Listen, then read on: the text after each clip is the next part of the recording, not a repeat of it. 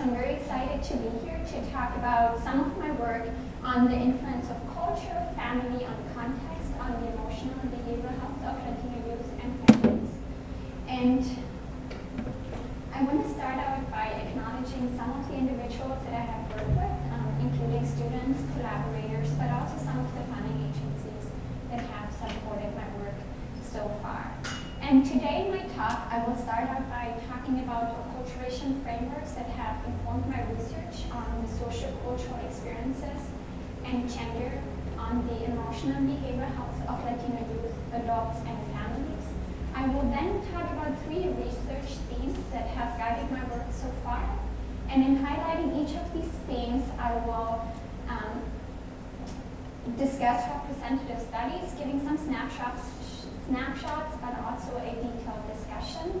I will then talk about my long-term goal and motivation to use this information to develop culturally tailored preventive interventions for the Latino youth and families. And I will briefly talk about a recent submission to NIH in which I propose to develop a school-based intervention that will equip Latino adolescents with active behavioral coping skills to manage cultural stressors and thereby prevent youth alcohol use.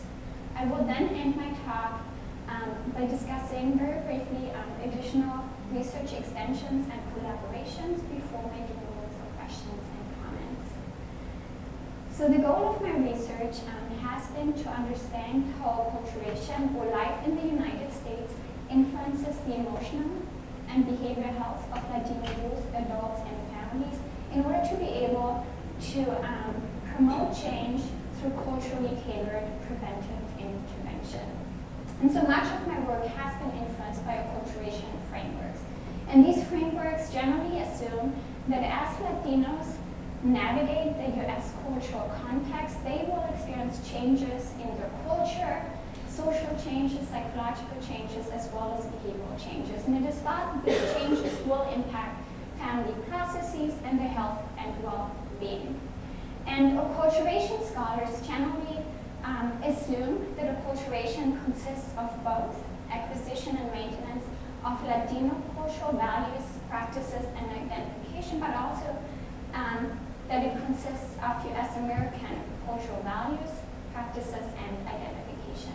And generally it is assumed that acquisition and maintenance of Latino culture promotes positive health outcomes, while acquisition and maintenance of US American culture is thought to lead to negative health outcomes.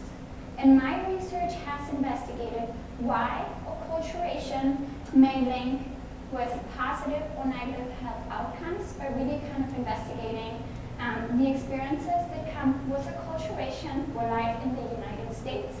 And my research has also investigated for whom that is the case. So for whom does acculturation lead to better or worse health outcomes by really kind of focusing on intragroup variation among Latino youth, adults, and families, and by investigating diversity in experiences among this population. And so my research falls within 3 interrelated research themes. So some of my work has investigated the role of culture, family, and context on emotional and behavioral health. Some of my other work has investigated gender and variation in how culture, context, and family influences the health and well-being of Latino youth and adults. And more recently, my work has focused on understanding the experiences that Latino parents have in the United States and how these experiences impact family processes and youth and parent emotional and behavioral health outcomes. So a lot of my work has really kind of focused on understanding how culture, family, and context influences the emotional and behavioral health of youth and adults. And one representative study of this work, I have investigated the mediating role of perceived discrimination in the links from US acculturation with youth symptoms of depression and cigarette smoking. And in the literature, perceived discrimination has been defined as the daily perceived experiences of unfair differential treatment, and generally that can include things such as being differently for being Latino or for speaking English with an accent, being treated unfairly or differently by teachers, and things like that. And in the literature, it is found that experiences of discrimination impacts health and well-being through stress proliferation. And studies have linked among Latino adolescents US acculturation with higher reports of discriminatory experiences. And studies have linked discrimination with symptoms of depression and cigarette smoking. And so as such, I hypothesized that perceived discrimination would mediate the association between US acculturation with symptoms of depression and cigarette smoking over time. And to test this hypothesis, I used data with 1,124 Latino adolescents who participated in a 3-way school-based survey in Southern California. And about half of the sample were females, about 90% reported to be US born, and the mean age was about 14 years of age. And in terms of the analyses, I used a range of multivariate linear and logistic regression, and I followed the steps outlined by Baron and Kenny to test for mediation. And basically what I found, and consistent with my hypothesis, was that perceived discrimination mediated the association between US acculturation and depression for both boys and girls, and it also mediated the association of US acculturation with cigarette smoking, but that was true for girls only. And so this study really highlighted at the time the importance of the core sociocultural context for the Latino youth symptoms of depression and cigarette smoking. So we saw that perceived discrimination predicted both depressive symptoms and cigarette smoking over time, really highlighting the need for preventive intervention to really kind of address the sociocultural context of Latino adolescents, and in this case to really kind of address experiences of discrimination to prevent these health outcomes. So perceived discrimination is an important experience, but it really didn't explain the full association, really kind of speaking to the need to understand additional acculturation-related experiences, such as increases in family conflict, acculturated stress, possible loss in cultural values, changes in smoking and smoking-related or substance use-related attitudes, and some other stressful experiences. And this has led me to a series of complementary studies in which I looked at the role of Latino cultural values, family functioning in addition to discrimination, changes in substance use-related attitudes among adolescents and adults. I've also done research looking at diverse profiles of experiences based on experiences that can come with life in the United States, and have linked these profiles with cultural stressors, but also with health, emotional and behavioral health outcomes. So in another theme, or in another line of research, I've investigated gender variation in how cultural, familial, and contextual factors influences the emotional and behavioral health of youth and adults. And in one example of my work, I identified diverse profiles of experience and investigated how these profiles differ based on the gender composition. And so looking at gender differences is important given the assertion that based on one's gender, Latino youth may have really different experiences that may differentially link with their emotional and behavioral health. So in this study, I identified diverse profiles of experience based on adolescent reports of discrimination, bullying, victimization, perceived social support, and perceived school safety.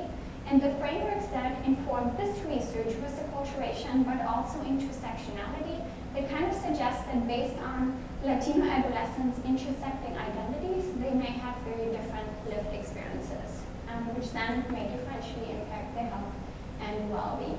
So here I was interested in looking in diversity of experiences based on increased exposure to stressful experiences, but also protective factors.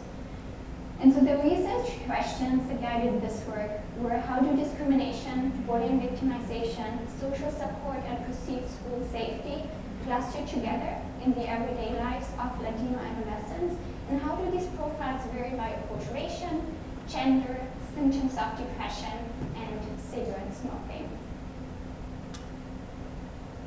So data for this study came from the same school-based survey that you discussed in my first study. It was a three-wave longitudinal study, and data was collected in the fall of 2005, 2006, and 2007. The sample consisted of 1,919 Latino adolescents. Half of the sample were female, 90% reported being US born, and with a mean age of 14 years. And in terms of the analyses, I used latent profile analysis in MCAS to identify distinct profiles of experience based on bullying, victimization, discrimination, social support, and perceived school safety.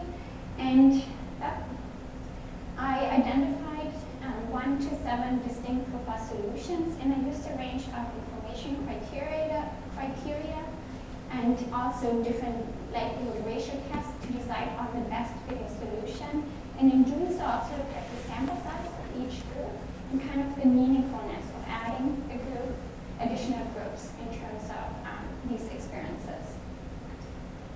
Once I had identified the best fitting profile solution, I used multinomial logistic regression analyses to compare groups based on acculturation and gender, but also to see if profile groups of experience at time 1 differed based on symptoms of depression and cigarette smoking across time points.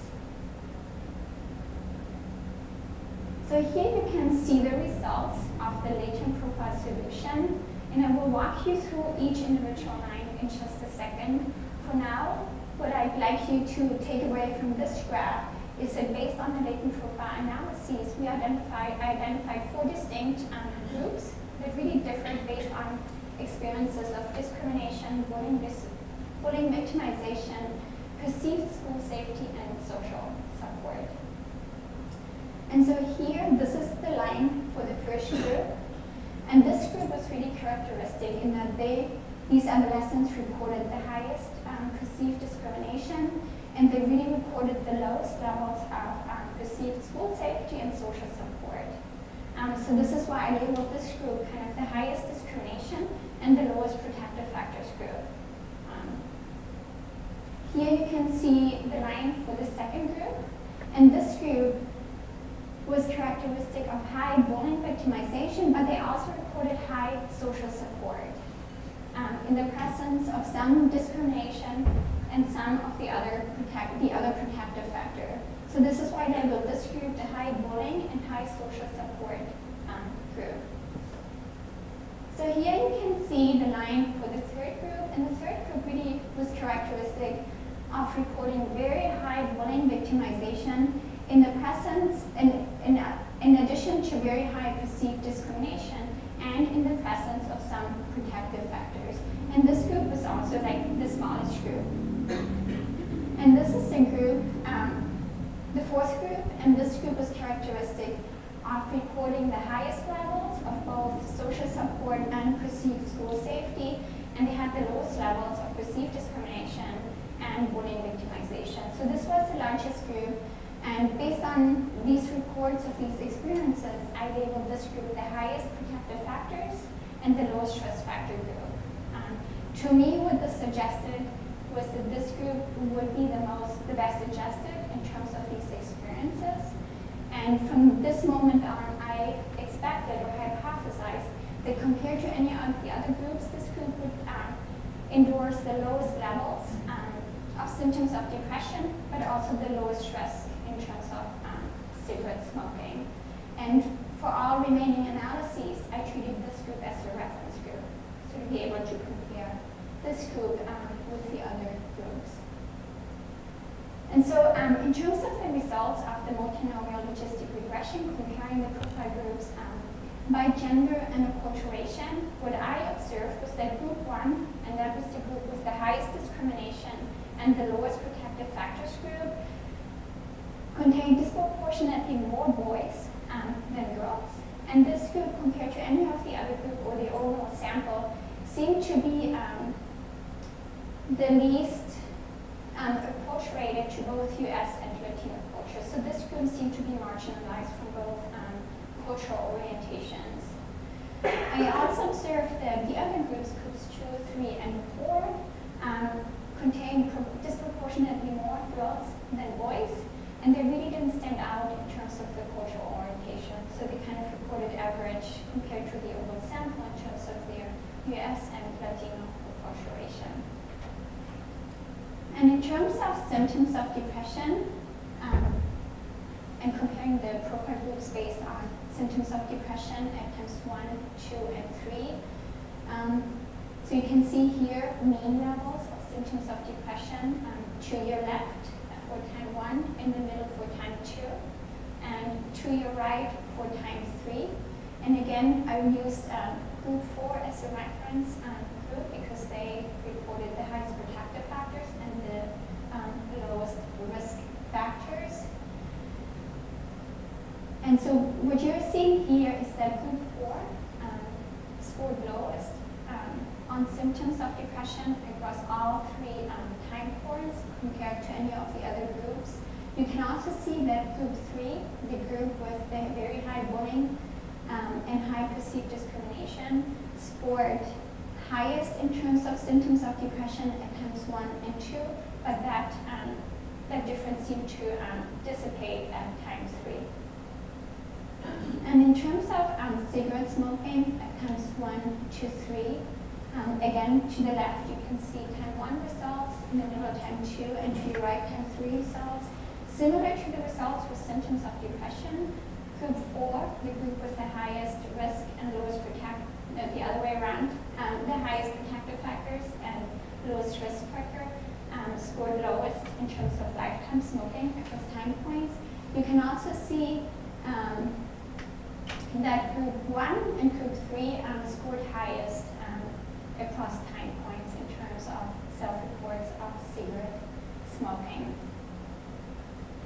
So in this study, using a large data set with Latino adolescents, I was able to identify 4 distinct profiles of experience based on discrimination, bullying, victimization, social support, and perceived school safety. I was also able to identify diverse pathways to symptoms of depression and cigarette smoking. So those profiles differed on experiences, but also on the risk for depressive symptoms and smoking. And something that I found interesting, it's kind of consistent with some of my other work and the work of others, is that the largest group contained Latino adolescents who reported high protective factors and low risk factors. So suggesting that Latino adolescents, even though they may face stressful, unfavorable circumstances, they seem to be also very resilient. You know, they seek support, they succeed in managing these challenges. You also saw that youth who were marginalized, or appeared to be marginalized from both the Latino and US American culture, reported high levels of discrimination, but they also lacked some of social support and a safe school environment. This may suggest that this group of students are characteristic of what Berry called the marginalized acculturation group, in that adolescents can feel disconnected from both cultural streams, and they were also predominantly boys. Maybe boys are in particular risk to fall within this acculturation group. This study also kind of nicely highlighted the importance of understanding the diverse experiences of Latino adolescents who kind of live at the intersection of different social categories. So in this case, I looked at acculturation and gender, but future studies may also benefit from looking at other social categories, such as SES, for example, sexual orientation, and so forth. So some additional studies in which I investigated gender variation were studies in which I found that family closeness and cultural values can promote positive family lives for youth and adolescents. And this might be especially true for females and Latino women, where these relationships were stronger for females. In some of my other work with recent immigrant Latino adolescents, I have found that collectivistic values protect against smoking and drinking by promoting more social disapproval of these behaviors. And girls in general report more perceived social disapproval, possibly protecting them from these risk behaviors. So in another line of more recent line of research, I've begun to investigate the experiences of Latino parents and have looked how parents' experiences in the United States impact family processes and the emotional and behavioral health of adolescents, but also of parents. And here I was really interested to examine how parent acculturation and related experiences impact family functioning to then impact emotional and behavioral health outcomes. And in one of my studies, I looked at the longitudinal effects of parent culture stress and parent depressive symptoms on family functioning and youth emotional and behavioral health outcomes. And so in my work, I have defined parent culture stress as the multiple factors that contribute to the stress experience of being a Latino immigrant parent in the United States. And in the culture stress literature, researchers have identified three interrelated cultural stressors, and these include perceived discrimination or culture-related stress, but also a negative context of reception. And again, perceived discrimination refers to the perceived daily unfair differential treatment that Latinos may experience. And a culture-related stress refers to the stress that can come as a result of having to navigate two distinct cultural contexts. And that can include things like the pressure of having to speak or to learn how to speak both English and Spanish, or the pressure of having to navigate two distinct cultural contexts. And the negative context of reception refers to immigrants' perception of not being welcomed in the United States. And that can include things like perceiving of not having good opportunities to find good employment, or not having access to good schools, or healthcare, supportive neighborhoods, and things like that. And the framework that informed this research is the family stress model, which provides a nice framework to investigate the pathways by which parent culture stress may impact youth emotional and behavioral health. So the family stress model proposes that stressors parents experience can impact parents' emotional well-being, which then can negatively impact family relationships, family processes, to then impact youth health and well-being. And the goal of the study was to first establish the relationship between parent culture stress and parent depressive symptoms. And consistent with the family stress model, I hypothesized that parent culture stress would predict higher parent depressive symptoms over time. And another goal was to test the role of family functioning in the link from parent culture stress and parent depressive symptoms to youth health outcomes. And hypothesized that family functioning would be negatively affected by both parent culture stress and parent depressive symptoms, and compromised family functioning in turn would negatively impact youth emotional and behavioral health outcomes. And data for the study came from COPAL, which is a 6-way longitudinal school-based survey study with recent immigrant Latino families from Miami and Los Angeles. And the sample consisted of 302 adolescent parent diets. And And the adolescent sample consisted of 47% females with a mean age of about 14 years. Their parent sample consisted mainly mothers, followed by fathers, step-parents, grandparents, and other relatives. The mean age of the parents was about 41 years of age, with a mean yearly income of about $25,000, and about 80% of the parents reported having graduated from high school. And in terms of measures, I assessed parent measures we assessed for parent cultural stress using 3 different scales. So we asked about their experiences of discrimination or cultural distress and a negative context of reception. Family functioning was assessed with 3 different scales as well. It assessed family functioning with parental involvement, positive parenting, and family cohesion. And parent-expressive symptoms was assessed with the 20-item CESD scale.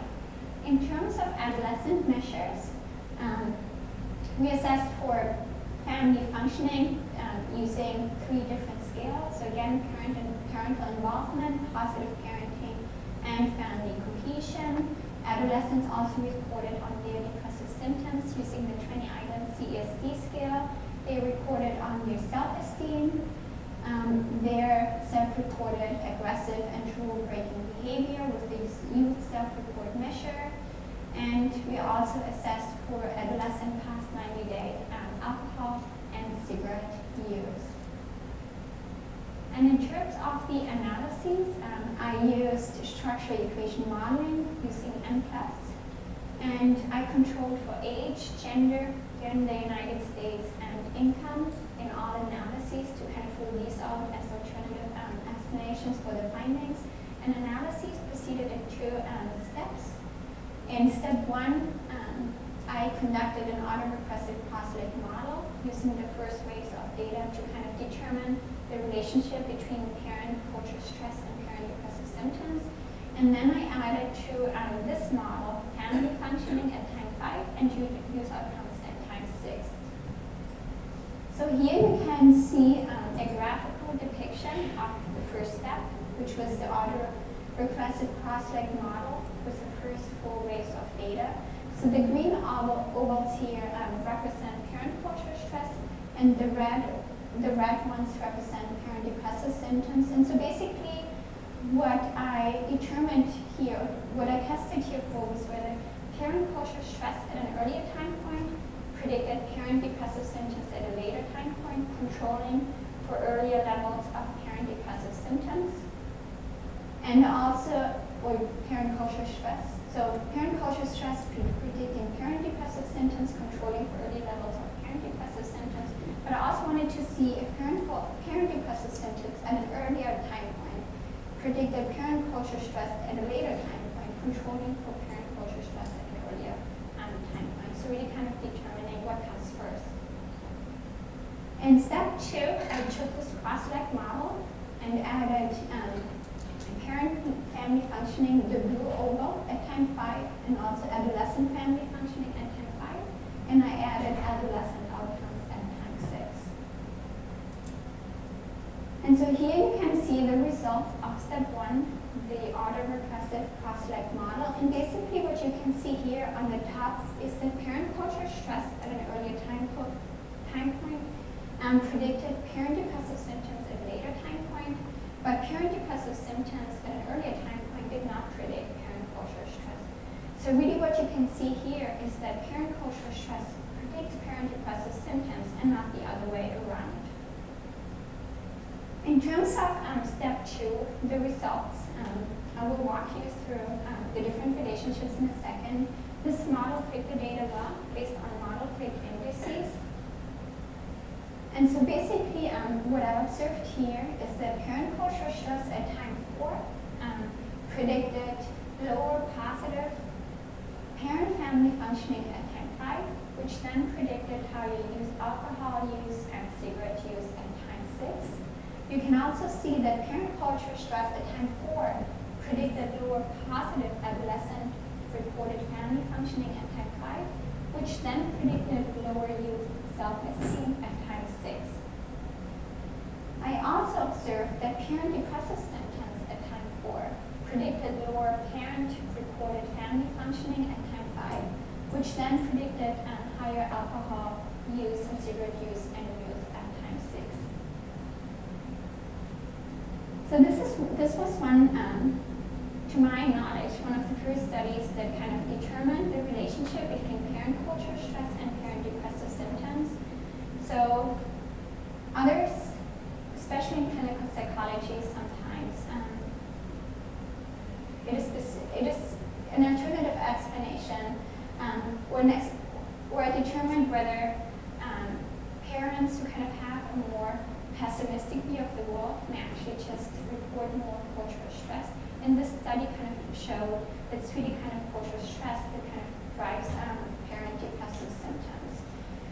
So an important finding here was to show that parent cultural stress and parent depressive symptoms can lead to compromised family functioning, which then can negatively impact youth outcomes, really highlighting the need for interventions to not only intervene or work with adolescents, but also with parents to kind of provide Latino parents with the support they need to effectively manage cultural stressors that they oftentimes cannot control or avoid. And such interventions could prevent parent depressive symptoms. They have the potential to promote youth health and well-being, but also promote positive family functioning.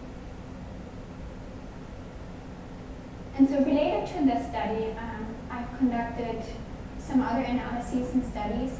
In one, I looked at the longitudinal trajectory of parent cultural stress to kind of see if among the sample of recent immigrant Latino parents, cultural stress kind of varies over time.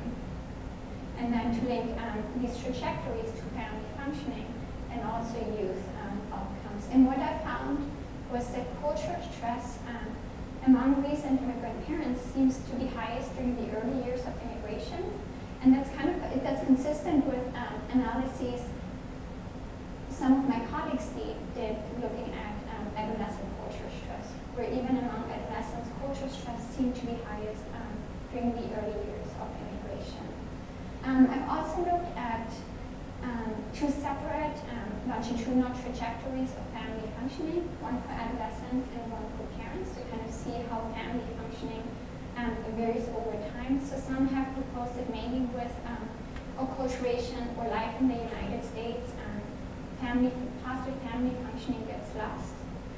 What I found here that family functioning was stable over time, but also observed that cultural stressors that youth experienced during the early years of immigration had the greatest impact on the early levels of family functioning. So putting this all together, these three studies, I think what this suggests is that interventions might be most needed or most effective during the early years of immigration, when cultural stress seems to be the highest and also seems to have had the greatest impact on family functioning during these early years.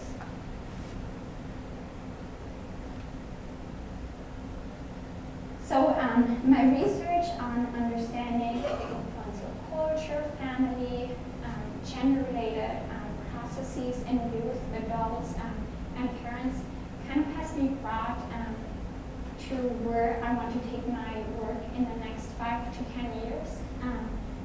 I'm very interested in using this ideological information to kind of promote change through the development of culturally preventive interventions, culturally tailored preventive interventions for Latino youth and families. I recently resubmitted an R34 proposal to NIH and IAAA, where I propose to develop a school-based alcohol preventive interventions for Latino adolescents. And in this study, I propose to develop an interventional module that would equip Latino adolescents with active behavioral coping to manage cultural stressors in ways that it doesn't impact their health and well-being, in this case, the alcohol their drinking behaviors and related risk behaviors. So the objective of the study was to develop and test and pilot test a school-based intervention that will equip Latino adolescents with effective ways to managing cultural stressors. Now, I propose to test this intervention with 120 Latino adolescents. 60 students would come from an intervention school and 60 from a non-intervention school. And the frameworks that have informed this proposal or this study, my intervention, are stress and coping frameworks, but also the cultural stress literature with Latino adolescents. And basically, these frameworks suggest that active behavioral coping can protect Latino adolescents from alcohol use and related risk behaviors. And so the purpose of this proposal, my study, is to develop 7 innovative modules that would each help Latino adolescents kind of understand the context, the historical context in which these stressors play out, help Latino adolescents to kind of really process these stressors, identify ways to manage them, given their context and given the resources that they have available. And so the central hypothesis guiding this work is really that active behavioral coping can protect or buffer the negative effects of stress on alcohol use and related behaviors. And to successfully carry out this study, I have partnered with experts in the cultural stress literature in alcohol use prevention at the community level, with experts on alcohol use measurement and screening, but also experts on carrying out school-based interventions with ethnic minority adolescents.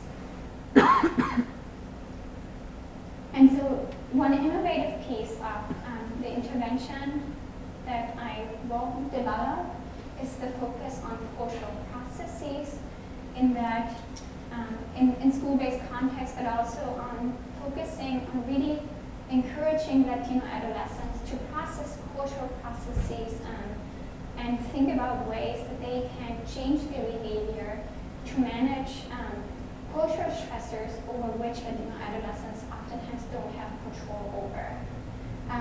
So my intervention, in a way, is embedded in a definition of culture that use it as a dynamic process and kind of use Latino adolescents as agents of change. Things can change and they can control even uncontrollable experiences. And this intervention, I think, is important in one, Latino adolescents experience cultural stressors that are oftentimes embedded in systems that they cannot control, so they can't really avoid these stressors. These stressors have been linked to the health and well-being, so they have been linked to alcohol use and related risks. And there's some epidemiological data that suggests that Latino adolescents, compared to other youth, report higher lifetime alcohol use. They seem to start drinking at earlier ages, and they also seem to engage, they are more likely to engage in alcohol use related risk behaviors.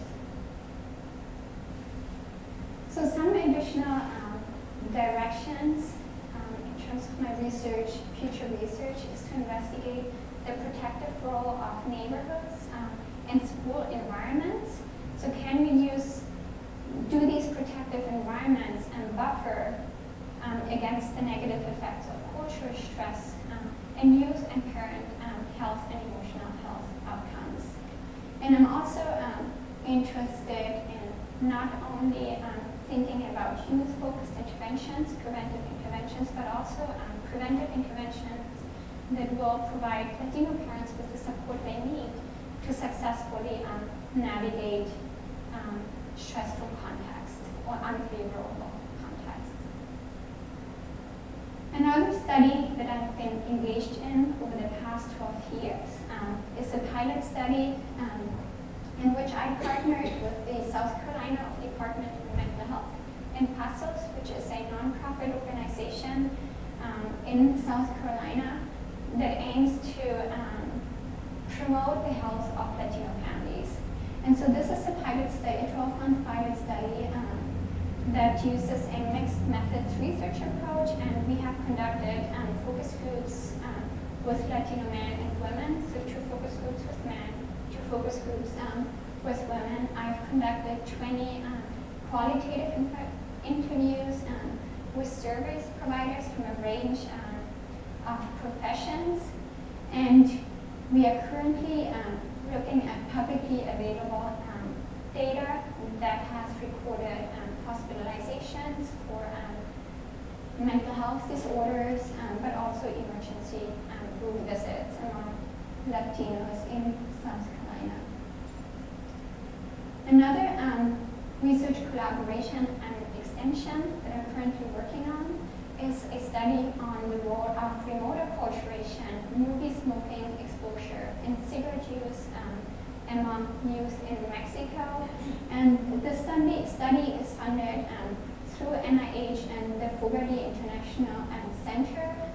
I'm the recipient of a minority supplement through a collaborator in the School of Public Health at the University of South Carolina. And the objective of this study is to gather pilot data on how remote exposure to US culture influences the smoking behaviors of youth in Mexico. And to meet this objective, last summer I spent 2.5 weeks in Mexico, in Cuernavaca, Mexico, where I conducted cognitive interviews with 25 high school students over there. And so I spoke with 12 students in a high-income school, 12 in a low-income school and 13 in a high-income school.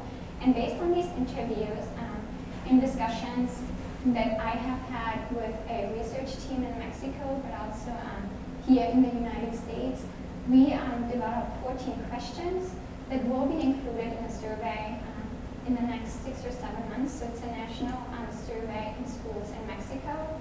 And so 7 questions, due to your left, so 7 questions will tap into adolescents' orientation towards Mexican culture, and 7 questions will tap into adolescents' orientation towards US American culture. So as an example question, for example, is I enjoy listening to music from Mexico, or I like being Mexican, to tap into Mexican cultural orientation, and to tap into US American cultural orientation. A question was, I would like to be American, or I enjoy eating food from the United States, such as hamburgers and hot dogs. And so to briefly summarize and kind of wrap up, most of my work has been influenced by acculturation frameworks, and informed by these frameworks, I have investigated the processes by which acculturation influences family relationships. I've also looked at gender variation in these processes, and I've examined how these experiences and these processes lead to a range of emotional and behavioral health outcomes among youth, adults, and families. Most of my work has been done with US samples, but I have begun to bring in an international perspective into my work. I have used advanced longitudinal analyses, which is important when thinking about identifying mediating pathways or underlying processes by which acculturation impacts health and well-being. The use of large data sets has also allowed me to think about diversity in experiences and how diversity leads to diverse pathways to a range of health outcomes. And my recent work with recent immigrant Latino parents provides some insights of maybe ideal timing of intervention, so kind of really during the early years of immigration, or maybe even during the early years of a big transition. And all of this is important given that my long-term goal, I'm really motivated by using this information to create change through culturally tailored interventions. So thank you for coming today, and I'm happy to take questions or comments.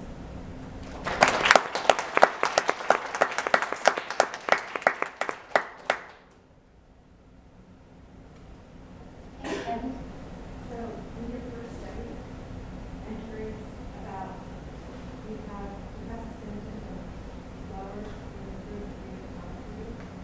They were right out of that group 3 is the model of discrimination. And I have to go back about that. I was wondering why it's lower at cover 3. I'm wondering what is the possibility of discrimination affects this study. And I'm also wondering about social support and how that's communicated to other groups. I think that makes a lot of sense. Let me go back and then, yeah, see if I find it. So that was the second study. Yeah. I get there. Right here.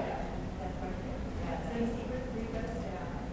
And I know that there was supposed to be a little bit between high level and high discrimination because really how high level not discrimination has more to that I wanted to know first of all why the symptoms did go down the time they why it is by which discrimination is being linked to.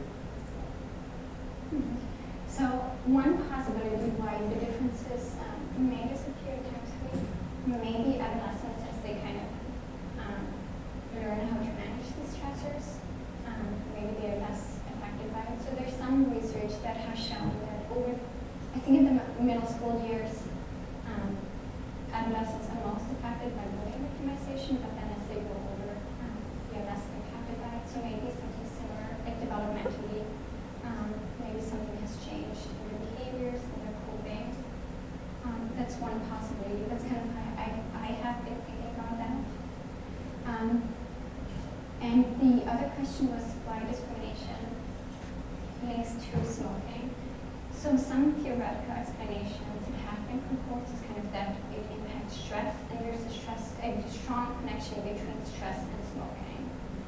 So some theoretical explanations in the field is that smoking might be one way of medicating. I guess is the best word that comes to mind now, but kind of to cope. That it is it reduces stress and anxiety, and things like that, and even symptoms of depression, like to manage mood. Yeah.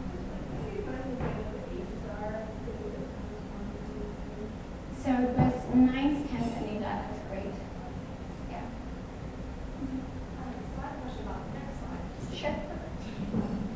When we look at the group 2 here, it looks like they're obviously more at risk than the form that they're receiving from protected. Do you think the protection is that they're not discriminated against, or that they have these protection factors that's involved? What do you think is right? I think both might be a possibility. So I think that the richness of looking at profiles, it kind of look how these experiences combine. So we know that social support is a protective factor, but maybe just the lack of, so this was the lack of discrimination may be protective too in a way, since they're not exposed to that stressor, if that makes sense. So it's both could be possibilities, I think. The other thing I wonder about both slides is that the groups are defined at one time. Yeah. And so, I mean, in the prior slide, it almost looked like there was a current bullying effect. And then, bullying is happening when you're younger. You see the spikes, both high bullying groups or highest depression. That's a possibility too, yeah. And then, Yeah. So one way to take the study further, and I didn't have the data to do so, so we asked about bullying victimization only at time 1. So I didn't have data to look at that at time 2 and time 3. Would be maybe to do a latent transition analysis profiles of the three different time groups, kind of see if adolescents transition out from one profile to the other over time. Yeah, that would be very nice. A nice future study. Mhm. So with your intervention that you talked about, Mhm. the goal is to what made you decide to focus on that? What is that motivation? That's a good question. It's a very good question. So there is the literature. So I guess it came from reviewing the literature on interventions. So there are existing interventions that focus on stress and coping in the general school population. So these interventions generally have focused on general stressors that youth or children experience. So stressors related to having fighting with parents or friends, dealing with a breakup, bad grades. So stressors that Latino adolescents experience, but they experience additional stressors, these cultural stressors. And these interventions have been shown to really promote well-being, academic functioning, emotional well-being, psychosocial functioning in school populations. And thinking about Latino adolescents, so alcohol preventive interventions exist. So there is keeping it real, that really kind of targets norms, attitudes, alcohol risk. So really engaging students, educating students about the risk of alcohol and trying to change their attitudes towards these behaviors. But none of these really kind of address the cultural context in a way. So even Latino targeted intervention, they oftentimes treat culture as the static, in a way the culture is kind of embedded in the individuals. These interventions, they may be translated into Spanish, so they may be offered in Spanish. They may include culturally meaningful narratives or symbols, but they don't really address the context. And I think learning how to cope with difficult life situations can be very meaningful throughout one's life. Yeah. Good question. Yeah. Sure. And then there's this one. I was wondering for your six-way longitudinal study, so the adolescent outcomes were at grade 6. And I'm wondering, is it possible that, just developments where you as adolescents are getting older, more adolescents are engaging in those behaviors, or even at time 1, there's already maybe people that are adolescents are high risk, and already smoking maybe those sort of things, and so they're kind of changing the conversation. Yeah, so definitely as adolescents get older, they're more likely to have engaged in these behaviors. And something I did mention in these slides is that I control for like the baseline levels of the outcomes, kind of control for that change. Yeah. Question? Yeah. So in your study, is discrimination at the beginning or after raising and adolescent outcomes? Could you explain why after raising lead more discrimination? Mm-hmm. So there are kind of mixed findings in the literature. Some studies find that both US acculturation and youth report more discrimination. Maybe they have had more experiences, maybe they are becoming more aware of these experiences. Other studies have found that adolescents who are not as acculturated report more discrimination. Yeah. Maybe they are more sensitive towards it than adolescents maybe have always experienced it. It's a good question, and I think a question that needs to be more researched. Yeah. So kind of the findings are really mixed. Yeah. Yeah. Yeah. Curious about your study on the remote acculturation. What's the proposed mechanism for like how remote acculturation works? This is alcohol use. Cigarette smoking. Mm-hmm. Yeah. So So one proposed mechanism, and that's the one that I emphasized in my research proposal, is that exposure to U.S. culture may expose youth to more permissive attitudes towards smoking. So part of the study, so the parent grant of the study is a study on movie smoking exposure. And the idea behind it is, and that's kind of where the thinking came in, is that youth who are exposed to movie smoking, to smoking in movies, or maybe through media, so those images are often portrayed in positive terms. So smoking is portrayed in positive terms, like actors are drinking, cool people are smoking. Both. Yeah. So acculturation, it's not necessarily what they're exposed to. That's kind of the idea behind it. So U.S. exposure to U.S. culture may promote more positive views of smoking through movies, Hollywood movies, who are very popular among youth. Movies, not movies, music from the U.S. is oftentimes viewed as something very popular, something that you want to be or listen to. American foods are oftentimes portrayed as something positive. So kind of U.S. culture is kind of viewed as positive, like in modern, something that you want to be engaging with.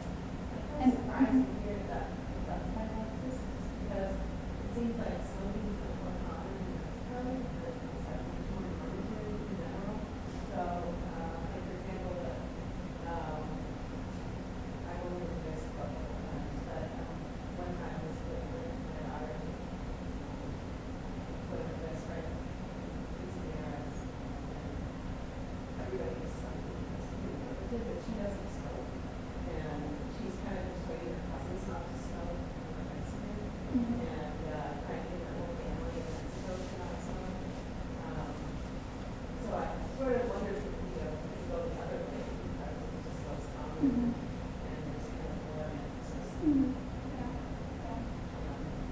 I know teenagers smoke away, I mean, just in general, it's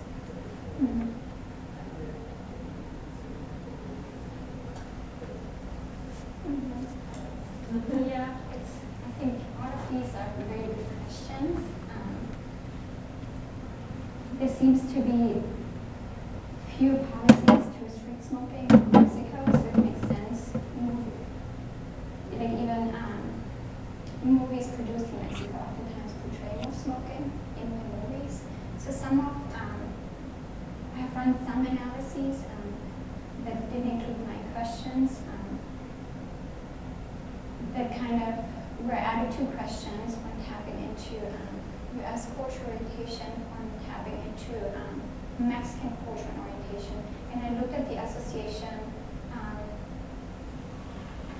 and so the U.S. cultural orientation assesses the degree to which youth enjoy watching English language movies, and the Mexican cultural orientation taps into the degree to which youth enjoy watching Spanish language movies. So the assumption